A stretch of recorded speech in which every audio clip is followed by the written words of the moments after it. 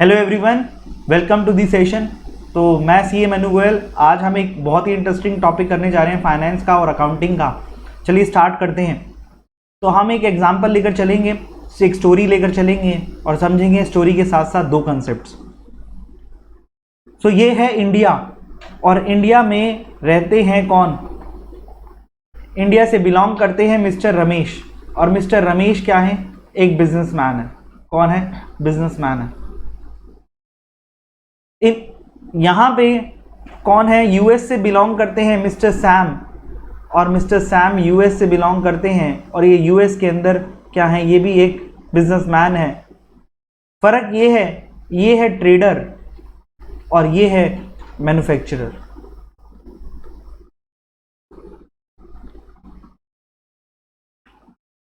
आइए चलिए देखते हैं कि मिस्टर रमेश कहाँ पे काम करते हैं। इनका दिल्ली में शोरूम है। तो ये है हमारी दिल्ली, और दिल्ली में इनका शोरूम है किस चीज़ का? ये ट्रेडर हैं, व्यापारी हैं। किस चीज़ के? इलेक्ट्रिक कंपोनेंट्स के। और मेनली ये क्या बेचते हैं? ये बेचते हैं टीवी सेट्स बेचते हैं। तो ये रहा इनका शोरूम, और ये रहे मिस्टर रमेश। तो इस तरीके के ये टीवी कंपोनेंट्स बेचते हैं और अदर इलेक्ट्रॉनिक प्रोडक्ट्स बेचते हैं, लाइक एसीज वगैरह। अब चलते हैं मिस्टर सैम के यहाँ पर। मिस्टर सैम क्या करते हैं? मिस्टर सैम लॉस एंजलिस में रहते हैं और इनकी फैक्ट्री है यूएसए में। तो यूएस चलते हैं, यूएस का टूर करते हैं और देखते हैं मिस्टर सैम अपनी फैक्ट्री में क्या करते हैं। ये असेंबल करते हैं, ये मैन्युफैक्चर करते हैं किस चीज़ को? टीवी सेट्स को। तो ये असेंबल करते हैं कौन? मिस्टर सैम, टीवी सेट्स को। तो ये रही इनकी फैक्ट्री, ये रही है इनकी असेंबलिंग यूनिट यूएसए के अंदर। तो अब मिस्टर रमेश क्या करेंगे? मिस्टर रमेश को लगता है कि मिस्टर सैम जो है वो सस्ते टीवी सेट सप्लाई करते हैं और क्वालिटी वाले टीवी सेट सप्लाई करते हैं। तो मिस्टर रमेश सैम का नंबर डायल करेंगे। तो ये डायल कर रहे हैं, और जैसे ही मिस्टर सैम ने देखा कि ये कॉल किसका आया है, तो मिस्टर सैम ने उठाया और पूछा, हाँ भाई क्या काम है? तो मिस्टर रमेश ने बोला कि आप मिस्टर सैम बोल रहे हैं, हम आपसे टीवी सेट्स परचेज करना चाहते हैं और मैं इंडिया से मिस्टर रमेश बोल रहा हूँ। तो मुझे 500 टीवी सेट्स चाहिए हैं। हम आपको मेल भेज रहे हैं, हमारी ये पर्टिकुलर स्पेसिफिकेशन है।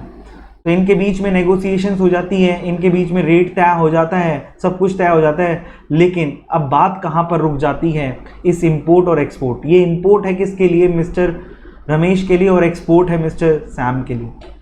तो यहाँ पर क्या होगा? मिस्टर सैम बोलेंगे पहला पैसे दो, और मिस्टर रमेश क्या बोलेंगे? मिस्टर रमेश बोलेंगे मैं जेब में लेके थोड़ी ना घूमता हूँ। तो यहाँ पर इन दोनों के बीच में लड़ाई किस बात की हो रही है? मिस्टर रमेश चाहते हैं कि पहले माल मिल जाए, टीवी सेट्स मिल जाए, उनकी सप्लाई हो जाए और फिर पेमेंट करेंगे। लेकिन मिस्टर सैम क्या चाहते हैं? मिस्टर सैम पहले पेमेंट चाहते हैं और फिर ये क्या करेंगे? डिलीवरी देंगे किस चीज़ की? टीवी सेट्स की।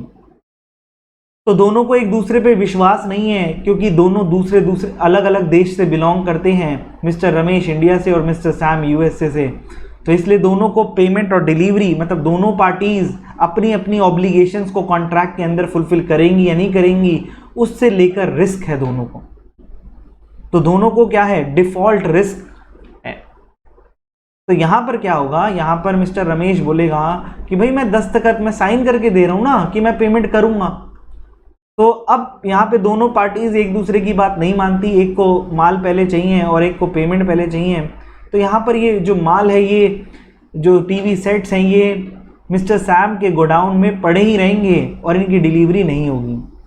तो अब क्या होता है? मिस्टर रमेश के कुछ फ्रेंड्स और कंसल्टेंट्स उनको कुछ राय देते हैं। वो कहते हैं ए तू चुप रहे, मैं तेरे को कुछ मालूम नहीं, मैं तुझे एक आइडिया देता हूँ। और आइडिया सुनने के बाद मिस्टर रमेश कहते हैं फिर अपना काम खल्लास।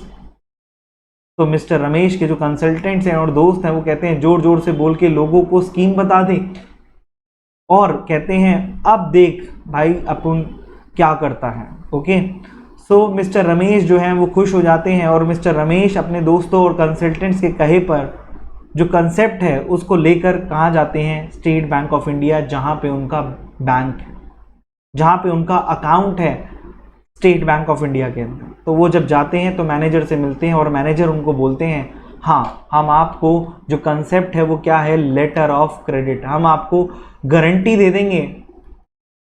बैंक मैनेजर बोलता है एसबीआई का कि हम आपको गारंटी देंगे, ठीक है, हम आपकी गारंटी देंगे कि आपकी पेमेंट हम करेंगे, माल आ जाएगा हम पेमेंट कर देंगे।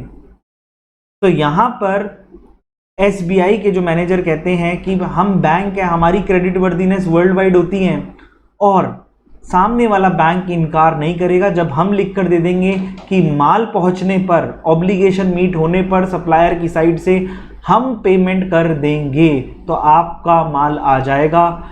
लेकिन इसके लिए मिस्टर रमेश से बैंक क्या मांगता है, कुछ कोलेटरल मांगता है, एफडीज मांगता है, ठीक है। तो एफडीज पे कुछ मार्जिन रखकर बैंक क्या करता है, बाकी अमाउंट की गारंटी दे देता है। तो ये होता है लेटर ऑफ क्रेडिट का एक तरीके से फॉर्मेट।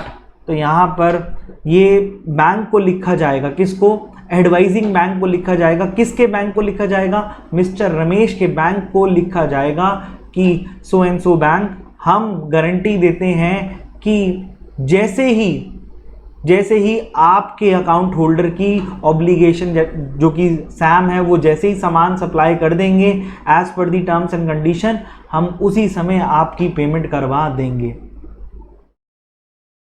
ओके, सो अब क्या होगा, अब हम चलते हैं यहाँ पर bank of America. Bank of America क्या है, यहाँ पे मिस्टर सैम का अकाउंट है और state bank of India letter of credit किसके पास भेजेगा, लेटर ऑफ क्रेडिट को भेजेगा किसके पास, बैंक ऑफ अमेरिका के पास। और बैंक ऑफ अमेरिका इसको रिसीव करते ही इसको क्या करेगा, इवेल्युएट करेगा, चेक करेगा और चेकिंग के बाद, ठीक है, बैंक ऑफ अमेरिका जो है वो सजेस्ट करेगा किसको, मिस्टर सैम को, कि बाकी, अरे भाई सुन, बाकी सब ठीक है, हमने सब कुछ देख लिया है, क्रेडिट वर्दीनेस वगैरह चेक कर ली है, रो मत पगले, सब ठीक हो जाएगा, तू बस सामान सप्लाई कर।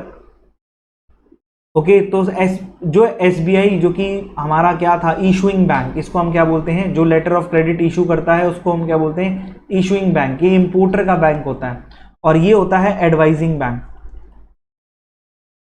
और ये है लेटर ऑफ क्रेडिट। तो ये जैसे ही जाएगा, यहाँ पे इसकी क्या हो रही है, वेरिफिकेशन हो रही है, और वेरिफिकेशन होने के बाद बैंक ऑफ अमेरिका ये लेटर किसको दिखाएगा, ये लेटर ऑफ क्रेडिट एक्सपोर्टर को दिखाएगा, सैम को दिखाएगा, और सैम इसको देखने के बाद अपनी फैक्ट्री में बोलेगा भाई पैकअप, सब कुछ माल पैक करो और लोडिंग कर दो।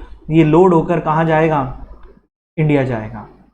अब एक और कंसेप्ट आ जाता है, ये था लेटर ऑफ क्रेडिट, और इसी के साथ साथ एक और कंसेप्ट आता है किस चीज़ का, बिल ऑफ लीडिंग का। बिल ऑफ लीडिंग क्या होता है, जैसे ही जब सैम गुड्स को एक्सपोर्ट करा रहा होगा, लोड करा रहा होगा शिप के अंदर इंडिया जाने के लिए, तो जो कैप्टन है वो क्या करेगा, वो एक डॉक्यूमेंट बनाएगा, वो एक क्या बनाएगा, डॉक्यूमेंट बनाएगा। इस डॉक्यूमेंट को हम क्या बोलते हैं, bill of leading.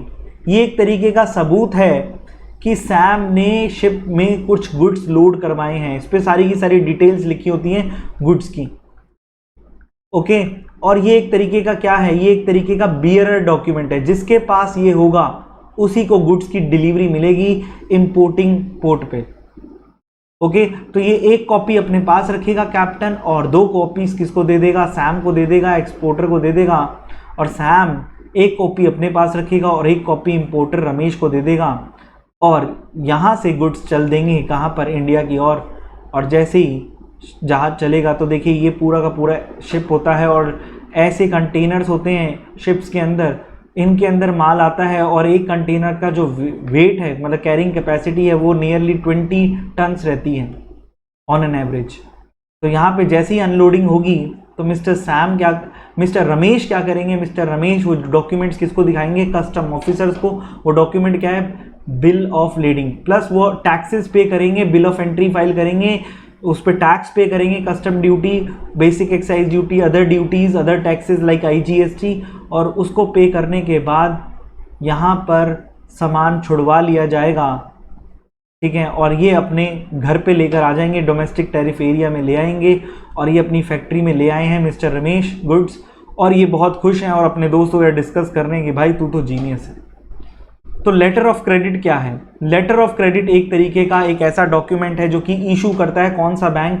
Issuing bank. और रिक्वेस्ट कौन करता है? इंपोर्टर और परचेजर।